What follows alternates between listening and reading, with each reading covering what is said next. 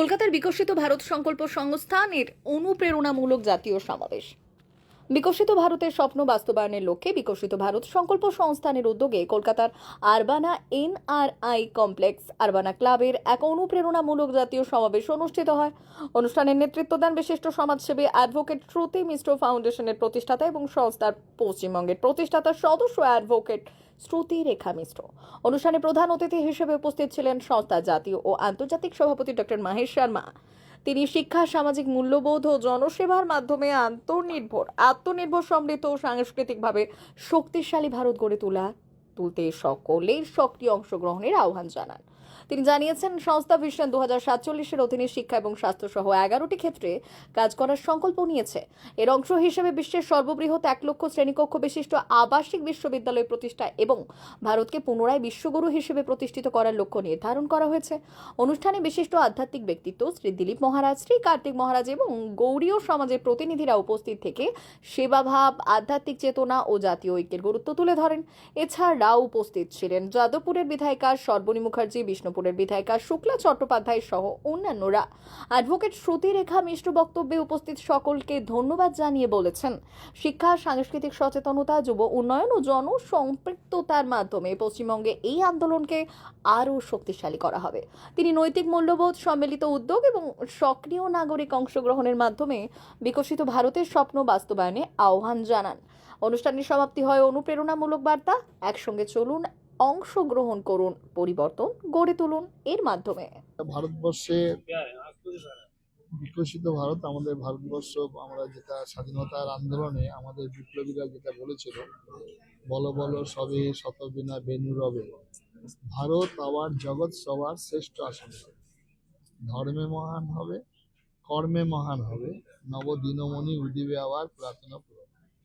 সেই স্বপ্ন, সেই আশা নিয়ে ভারতবর্ষ এবং ভারতবর্ষের কথাটার নামের সঙ্গে আমাদের পরিচিতি হতে হবে। ভারত প্রতিভা, বিকশিত হওয়া, প্রতিভাত হওয়া, প্রকাশিত হওয়া, এটাই ভারতবর্ষের ধ্যান। এবং সেই সঙ্গে ভারত সেবাশ্রম সঙ্গে প্রতিষ্ঠাতা যুগাচার্য স্বামী প্রণবানন্দজি মহারাজ বলেছেন, সংকল্পে যে দৃঢ়, প্রতিজ্ঞায় যে অবিচলিত, যাবতীয় সিদ্ধি তার কর্তব্য। সংকল্প ছাড়িব না, প্রতিজ্ঞা ভাঙিব না, এই যা সারনীতি, সেই বিশ্ব বিজয় হতে হবে। সেই জন্য আমাদের প্রত্যেককে, ভারতবাসীকে সংকল্প গ্রহণ করতে হবে যে আমরা ভারতবাসী, আমরা এই দেশে জন্মগ্রহণ করা অতীব সৌভাগ্য। পৃথিবীর কোথাও ঈশ্বরের জন্ম হয়নি, কোথাও জন্ম হয়েছে ঈশ্বরের পুত্র, কোথাও বা জন্মগ্রহণ করেছেন পয়গম্বর, স্বয়ং ভগবান এই পুণ্যভূমিতে জন্মগ্রহণ করেছেন। সেই জন্যই এটাকে বলা হয় পুণ্যভূমি, ধর্মভূমি, তীর্থভূমি এই ভারতবর্ষ। সেই জন্যে প্রার্থনা করতেন দেবতারা এই দেশে জন্মগ্রহণ করার জন্য। গায়ন্তী দেবা গীতগুল কানে নিয়ে আসতে এই পবিত্র ভারত। সেই জন্য এখানে বলছে, এতদ্দেশ পতুতস্য সকাৎ সাত অগ্র জন্মন সংসং চরিত্রং শিক্ষরেণ পৃথিবীয়া সর্বমানব। এই আজকের দিনে আয়োজন করছেন এরা, সেই আয়োজনে আমরা সাড়া দিয়েছি। আমাদের ভারত সেবাশ্রম সঙ্গে পূজ্যপাত শ্রীমৎ স্বামী বিশ্বাত্মানন্দজি মহারাজ, প্রধান সম্পাদক এসেছেন। খুব কর্মব্যস্ত, তা সত্ত্বেও এই যে আয়োজন, এই আয়োজনে উৎসাহিত করার জন্য তিনি এসেছেন। আমাদের রাজস্থান থেকে রাহুলজি এসছেন, সবাই এসছেন। আপনারা সবাই যারা মিডিয়া বন্ধুরা আছেন, আপনারা সবাই সাহায্য করুন। আমাদের ভারতবর্ষে বর্তমান পশ্চিমবাংলার যে সনাতনী রাজ এসেছে, সেটা বহু লড়াই, বহু প্রতীক্ষিত, বহু মানুষের মৃত্যুদেহের উপর দিয়ে। সুতরাং আমরা আজকে আনন্দিত। 4 তারিখ বেলা 12টা পেরিয়ে গেছে। বলছেন ভয় আউট হয়ে গেছে, ভয় ইন হয়ে গেছে। আর আমি তো ভোটের আগে থেকে একটা চেয়েছিলাম, ভরসাহীন, ভয় আউট হয়ে গেছে। তো আমি চেয়েছিলেন এই পশ্চিমবাংলায় সারা ভারতবর্ষের মতো সনাতনী রাজ্য গঠিত হোক, মানুষ নির্ভয়ে বসবাস করুক। সেই আশা আমার আশা করি পূর্ণ হয়েছে। এটা পূর্ণ হয়েছে, সেটাই রবীন্দ্রনাথের ভাষায়, কবিগুরু রবীন্দ্রনাথ ঠাকুরের ভাষায় বলবো, মার অভিষেক, এসো এসো তরা, মঙ্গল ঘট হয়নি যে ভরা, সবার পরশে পবিত্র করা তীর্থ নিরে, এই ভারতের মহামানবের সাগর থেকে। এখানে আরবানাতে বিকশিত ভারত সংকল্প সংস্থান চেষ্টা করেছে ভারতবর্ষের বিকাশ হোক, ভারতবর্ষের সংস্কার হোক, স্বাস্থ্য সেবা সুরক্ষা হোক। এর জন্য যে বিরাট প্রচেষ্টা, এখানে আপনারা জানেন এই যে আরবানা মানে পোস্ট আরবান, কেউ ধর্ম টর্ম মানে না, সনাতন ধর্ম কিচ্ছু মানে না। আমি ওই যে এসছেন যিনি অর্গানাইজার, রাজস্থান থেকে আসছে না? নেই নেই ওই যে स्मृति मिश्रा स्मृति मिश्रा ইসমাতি মিয়া যিনি উড়িষ্যা থেকে এখানে এসছে, কি বলেন চেষ্টাই করতে হবে আমাদেরকে সধর্ম নিয়ম সংস্কারে নিয়ে আসতে হবে। ভারত সেবাশ্রম সংঘের প্রতিষ্ঠাতা যুগাচার্য স্বামী প্রণবানন্দ মহারাজ বলছেন, এই যুগ মহাজাগরণের যুগ, মহামিলন মহাসামান্বয়ের যুগ, মহাজাগরণ আনতে হবে আমাদের। আর উনি হয়তো 100 বছর আগে বলেছিলেন, ভারতবর্ষে কেউ তখন ভাবতে পারেনি 1916 সালে ভারতবর্ষে 1000 বছর পরাধীন ভারতবর্ষ আবার স্বাধীন হবে। কিন্তু তার সংকল্প ছিল, তার সংকল্প ভারতবর্ষ জাগরণ, ভারতবর্ষকে স্বাধীন করব, ভারত স্বাধীন হয়েছে। আমি বলি প্রথমত দেখুন, ভাতার উপর অ্যাকচুয়ালি আমার মনে হয় ভাতার উপর সবাইকে নির্ভরশীল হওয়া উচিত নয়। আর যারা এই ভাতাটা তাদেরই নেওয়া উচিত যারা সত্যি এই ভাতার প্রাপকদার, যাদের আজ খেতে কাল নেই। কিন্তু এই যে সরকারি যারা চাকরি করেন তারা ভাতা নিচ্ছেন, এটা আমাদের লজ্জা। এটা অ্যাকচুয়ালি দেখতে গেলে ভাতাটাই নির্ভর করা উচিত নয় ভাতার উপর। আমাদের ছেলেদের চাকরি চায়, চাকরি কোথায়? বিগত সরকারের আমলে আমরা যে দেখেছি কোনো কর্মসংস্থানই থাকেনি। তো আমরা চাইবো কি যে দেশটা আরো সুন্দরভাবে গড়ে উঠুক, আমাদের সন্তানরা যাতে চাকরি পায়। তো ভাতা যে মহিলারা যারা বিক্ষোভ দেখাচ্ছেন তারা চাকরি চান না, তারা ভাতাতে 3000 টাকা ভাতাতেই তাদের সংসার চলে যাবে, তাই জন্যই এই ঝামেলা করছেন তারা। তাই আমি তার প্রত্যেককে বলি আপনারা এগিয়ে আসুন।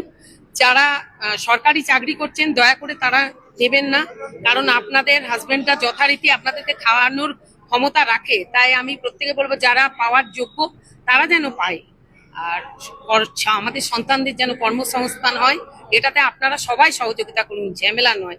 ঝামেলা করে কোনো কাজ হয় না।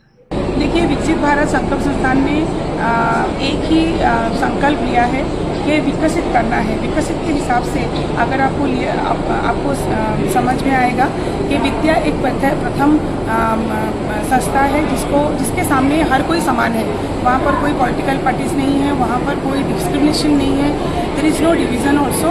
उसके साथ जो यहाँ युवा मंच है और हमारा जो संकल्प है उसमें हमारा गौसभा भी है, हमारा जो वृद्धाश्रम भी है, हमारा युवाश्रम भी है। जितने सारे युवक है हम कैसे उनको समृद्धि करें, उनको कैसे जॉब प्रोवाइड करें, उसके लिए भी हमारा काम चल रहा है। वेरी सुन हम लोग अभी इंट्रोड्यूस करने के लिए जा रहे हैं MBA ग्रेजुएट और टेक्नोलॉजी ग्रेजुएट लोगों का रिक्रूटमेंट। वो ऑफलाइन भी काम कर सकते हैं, ऑनलाइन भी काम कर सकते हैं।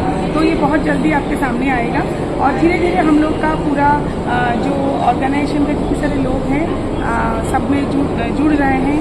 और यहाँ पर हम लोग का पीछे जो हमारा फाउंडर मेंबर है 200 के करीब हमारा फाउंडर मेंबर बन चुके हैं और धीरे धीरे हमारा आशा है कि सब लोग जुड़ेंगे।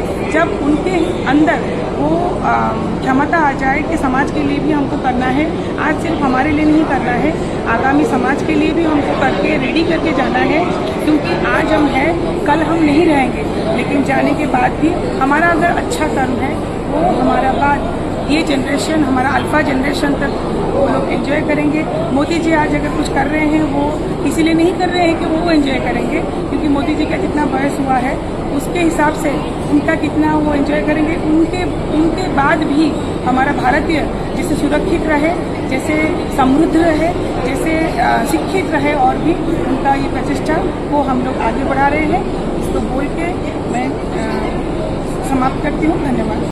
देखिए, विकसित भारत संकल्प संस्थान के द्वारा आज यहाँ पश्चिमी बंगाल कलकत्ता में अरबना NRI कॉम्प्लेक्स में विकसित भारत संकल्प सम्मेलन का आयोजन हुआ है। उक्त आयोजन में कलकत्ता सहित बंगाल के अनेक क्षेत्रों के अनेक सुधीजन उपस्थित रहे हैं। बांसकुड़ा, हावड़ा, मेदिनीपुर, नॉर्थ 24 परगना, साउथ 24 परगना, जलपाईगुड़ी, सिलीगुड़ी से लेकर बंगाल के विभिन्न अंचलों के कार्यकर्ताओं के साथ साथ यहाँ उत्तर प्रदेश, राजस्थान, पंजाब, हरियाणा, गुजरात सहित देश के अनेक राज्यों के कार्यकर्ता उपस्थित हुए हैं। इस आयोजन के माध्यम से हम यहाँ बंगाल की जनता से आह्वान करने के लिए आए हैं कि माननीय प्रधानमंत्री जी ने जो विज़न, सपना दिया है देश की जनता को कि आइए मिलकर विकसित भारत का निर्माण करते हैं, उसकी प्रतिपूर्ति के लिए विकसित भारत संकल्प संस्थान ने कमर कसी है। और विज़न 2047 जब भारत अपनी आज़ादी की स्वर्ण जयंती मना रहा होगा, उस समय हम एक विकसित राष्ट्र के रूप में दुनिया के सामने खड़े हों। इस उद्देश्य को पूरा करने के लिए शिक्षा, स्वास्थ्य, संस्कार, सेवा, सुरक्षा, सहयोग, समन्वय, साधना, संकल्प ऐसे 11 विषयों पर विकसित भारत संकल्प संस्थान काम कर रहा है। भारत ऋषि और मुनियों की धरती है, पुण्यात्माओं की, देवात्माओं की धरती है।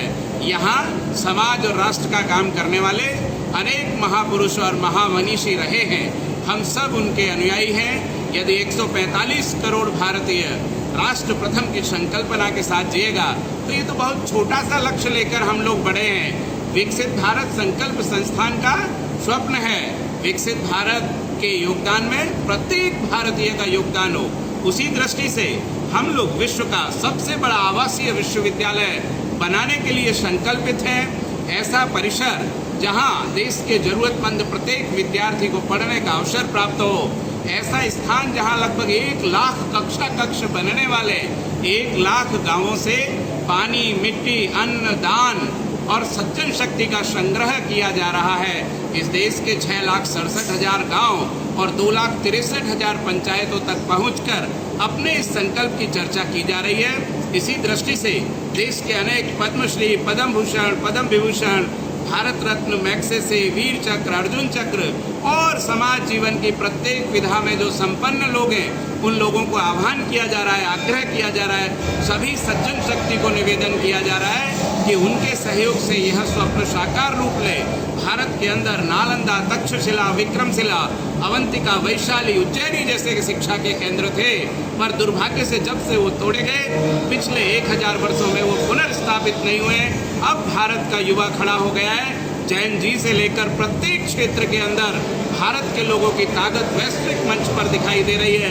वह दिन दूर नहीं है जब भारत पुनः विश्व गुरु बनकर उभरेगा और उस भारत के विश्व गुरु बनने के संकल्प में विकसित भारत संकल्प संस्थान भी विश्व के सबसे बड़े आवासीय विश्वविद्यालय के निर्माण के माध्यम से अपने हिस्से की भूमिका तय करेगा।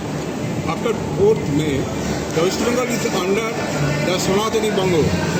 Okay, Hoy out and Bharsa in. Because Bharat Sankalpa Sansthan will be helpful for this.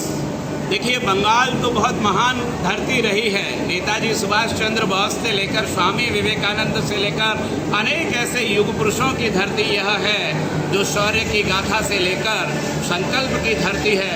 Bharat वह करता आया है जो बंगाल सोचता आया है। बंगाल ने पहले कहा है और भारत ने उसका अनुसरण किया है। ऐसे महामनुष्यों की धरती पर आज यह जो चर्चा की जा रही है, निश्चित तौर पर बंगाल के कोने कोने से, उत्तर बंगाल से लेकर दक्षिण बंगाल तक अनेक कार्यकर्ताओं का सहयोग यहाँ पर मिल ही रहा है। बहुत सारे लोग संस्थापक सदस्य बने हैं, अनेक लोग ट्रस्टी और उप ट्रस्टी बन रहे हैं, अनेक लोगों ने इस संकल्प में अपने हिस्से की आहुति देने का आश्वासन दिया है। अनेक संत महंतों ने भी आज आपके आयोजन में आपने देखा होगा, आदरणीय कार्तिक महाराज ने आशीर्वाद दिया, दिलीप महाराज ने आशीर्वाद दिया, गौड़िया समुदाय के संतों का आशीर्वाद प्राप्त हुआ। 5 विधायक आज यहाँ पर आए और यहाँ अरबना क्षेत्र के बहुत सुधीजन और एलिट क्लास लोगों के बीच का यह आयोजन संकेत दे रहा है कि प्रत्येक क्षेत्र में बंगाल से यहाँ बहुत ही समर्थन हमें प्राप्त हो रहा है, आशीर्वाद प्राप्त हो रहा है। ये देश की जिम्मेदारी है। निश्चित तौर पर बंगाल की बहुत अग्रणी भूमिका इसमें रहेगी।